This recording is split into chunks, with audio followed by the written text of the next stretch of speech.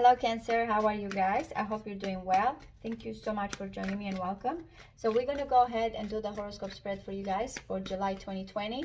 Just going through different areas of your life and see what's going on there. Starting with your first house through your 12th. You don't need to know astrology here. I will explain what each house brings and what should you know about it. All right, for Cancer, Sun, Moon, Rising, Venus for July 2020 horoscope spread. There will be an extended in the description box below if you're interested.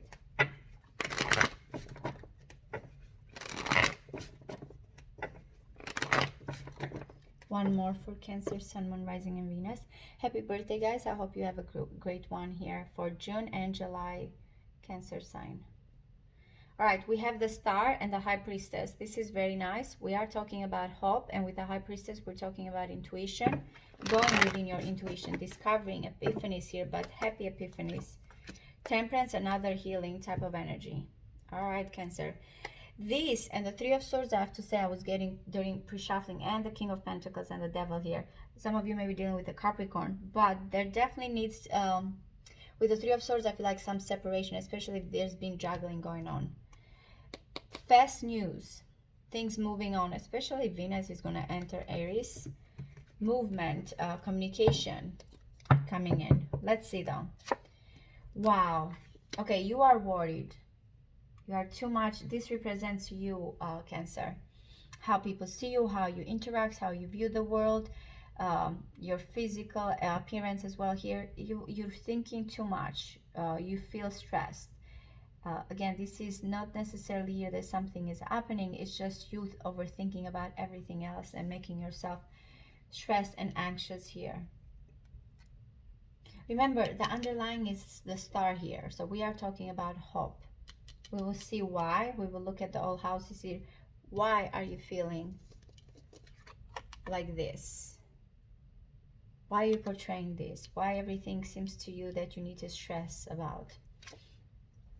When it comes to the second house here, by the way, if you're dealing with an Aries, that may be the connection that both of you have here. If you're dealing with a Taurus, there's a lot of guarded, apprehensive energy. But overall, the second house speaks of your money or your possessions or values, of your self-esteem. And I feel like you're very guarded with this energy. You feel like you have to protect something that you have built with the Nine of Wands. Very exhausted, very wounded, but again, you're not giving up. It's like you have created this fort type of energy here with your money and your possessions, and how you view money as well. Passionate, but guarded. What is happening in your mind and around you? The Queen of Cups, this very much may be you or the person here that you have in mind. Very intuitive. You have right now the Sun in your sign. We have Mercury here as well, so that may affect very much your mind here. Very sensitive, very intuitive, very empathetic energy in the third house. Very nice, again, in your own element here. So as I mentioned, you can go ahead and exchange here who is watching, but I like the Queen of Cups here, maybe because I'm a Scorpio in the third house, because it's your mind, your thinking, and your environment. All right, so what is happening at home? We have action at home here, guys. So to me, are you worried here regarding this movement? You are very much apprehensive, cautious, and passionate about your money. With your mind, you are in a good place here, and your environment. You feel like very emotional. You can understand what's going on. The Knight of Wands, though, at home tells me that there's something that needs to move along here. It can be in and out of this person or situation, but definitely we're talking about a journey. Definitely we're talking about action. Definitely we're talking about moving in a new direction here, taking actions a little bit impulsively here for some of you. The chemistry, the desire to move along. This is not consistent at all type of energy or stagnant. It's just I need to take action and move on, and that's how you will see things at home here in your when it comes to your roots, to your base, to your family here as well. All right, so the fifth house deals with creativity, dating, romance, and we have an offer. Whoever this person is that is affecting your romantic house here, your creativity, your pleasure, love affairs, we're talking that they have decided very soon which way they need to go. As you can see, they are determined here, though they may be finding themselves with two choices, and it doesn't have to be two people, it can be two choices regarding anything here. This person is very determined here, that there's one here that they are setting their intentions. So you'll find here that someone is setting their intentions and will decide very soon which way, you or the other person here that you're connecting romantically. There's going to be a decision. It is a fire element. As I mentioned, Mars is in Aries, is going to help you move along. It may be very much this journey here, this action that you're taking. All right, so what is happening in your 6th house? And this is your day-to-day routine, your co-workers, your employment, your services given, even your health. And I love this person, this, or should I say this energy in the 6th house, because it's very much Virgo. The Knight of Pentacles is good. If you guys have been waiting for some money here regarding employment, you will receive money with this, whoever is connecting. I don't expect all of you to be receiving money, of course, but it's very nice. Any plans here, any project, anything that has been done, that has been dedicated, interviews here, things moving along financially, this is very very well here, very abundant, especially again for the ones here that are questioning their employment, their occupation, or waiting for some money here regarding their that part of your life, that employment. You're receiving money there. It's very action oriented, very predictable here, and very abundant, earthly as well. So in your 6th house, you guys are looking good. Let's see what's happening in your 7th house. Marriage, commitment, one-on-one connection. Ooh, wow. I want to see both of these here. Because this is you, your ego. This is you versus the other person here. How you connect with the other person. Someone here feels very much trapped. Is this what worries you? How you're reflecting when it comes to your partner, when it comes to your 7th house, your partnership house. Whoever is dealing, you or them here, someone feels trapped. Remember, the decision has to be made. You know that you have to take action and move along. There you are, very much guarded. So I feel like there's something here about that one-on-one connection, business or romantic here. Usually it is the marriage house, or what partnership you create. It looks like the person here feels trapped.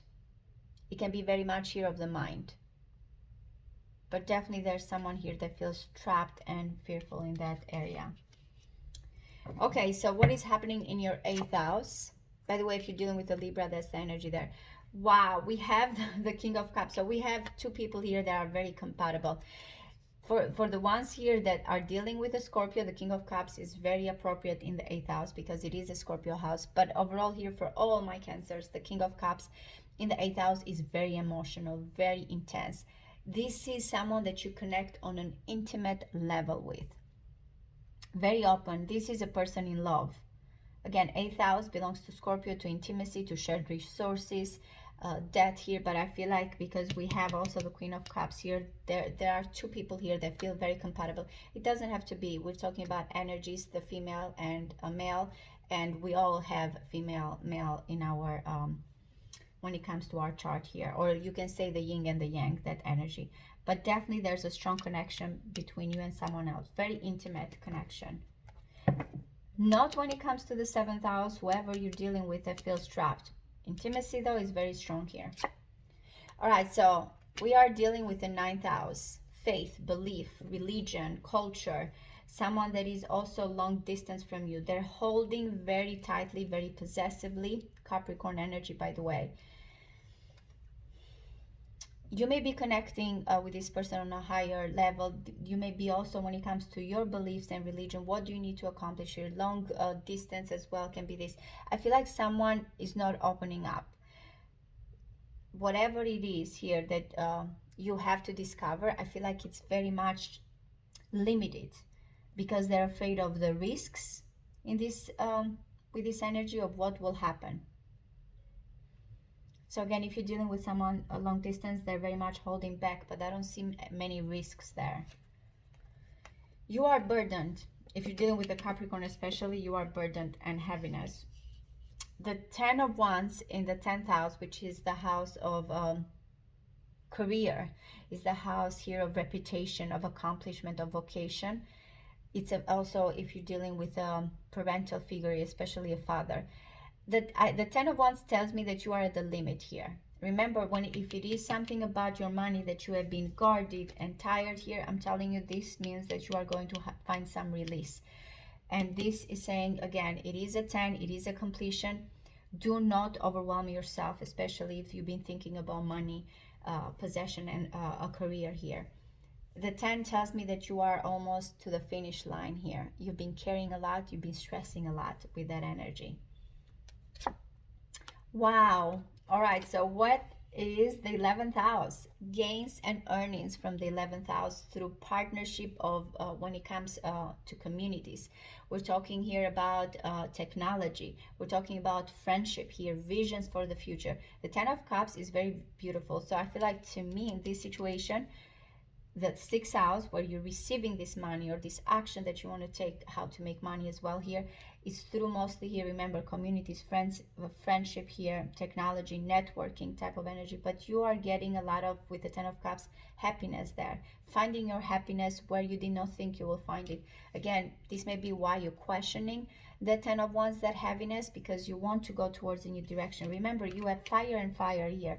You have fire at home when it comes also to a mother figure, and also when it comes to a father figure here. But as you're moving along here and you're trying to move in a new direction, this is causing you, it may be guilt, or this causing you a certain responsibility that you feel very passionate, but it's saying in the long term here, this is where your happiness is. Queen of Pentacles is hiding behind the scenes here. The Queen of Pentacles in the 12th house, we're talking 12th house soulmate here. We're talking here about the subconscious. We're talking about secrets. It's everything also here very metaphysical, very intuitive. So the Queen of Pentacles is being very practical. It can be a Virgo, Capricorn, Taurus for some of you overall, what's hiding. But what you need to know with the Queen of Pentacles, that she's very practical. This is a person that is worrying much about security, about her surroundings, very detail oriented here, very cautious, someone that is all about abundance, values. Again, some of you may be worrying about a money or a person here that you're trying to connect, but at the same time you are looking in this direction of responsibility regarding your career when it comes to moving in a new direction at home, and especially because you feel trapped here when it comes to your 7th house. Overall, I feel like it is worry of the mind, because overall, there's the Chariot, by the way. Isn't it interesting? So with the Chariot here, it is saying that there's going to be a new movement. Chariot is very brave. It is Cancer energy, but is very focused as well here. You are very hopeful.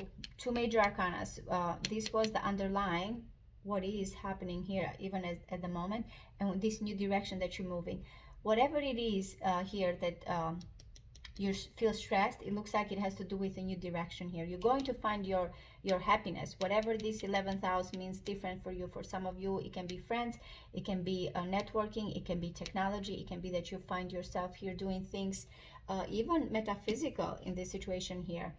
Opening your mind. The 11th house does not have boundaries. It's also when it comes to the collective as well here, helping, charities, groups, whatever it is, that's where you are going to find your happiness.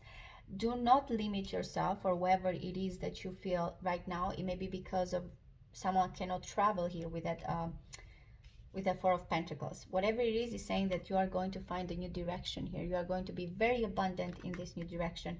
It's just not losing hope and not being afraid here. Okay, Cancer, that was your monthly reading for July 2020. I hope it does resonate with you guys. I appreciate all of you. Thank you so much, and I'll see you next time. Thank you. Bye-bye.